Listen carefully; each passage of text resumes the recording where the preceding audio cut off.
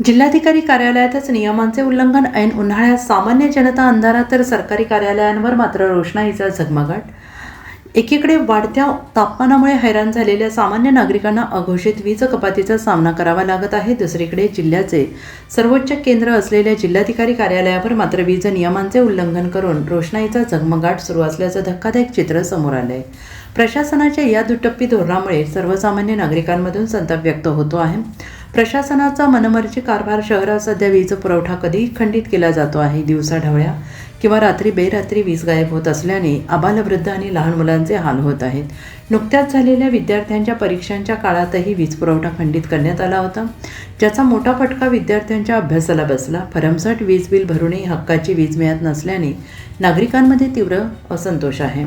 1 मे रोजी महाराष्ट्र दिन आणि कामगार दिनानिमित्त शासकीय इमारतींवर रोषणाई करण्यात आली, मात्र ही रोषणाई दुसऱ्या दिवशी सकाळी 9 वाजेपर्यंत बिनधास्तपणे सुरू असल्याचं दिसून आलं।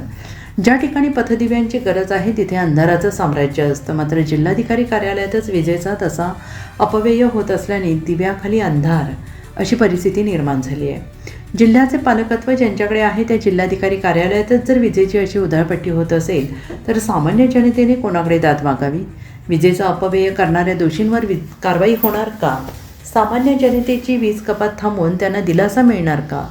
जिल्हाधिकारी या प्रकरणाची दखल घेऊन काय पाऊल उचलणार? आता संपूर्ण जिल्ह्याचे लक्ष जिल्हाधिकाऱ्यांच्या भूमिकेकडे लागलेले आहे।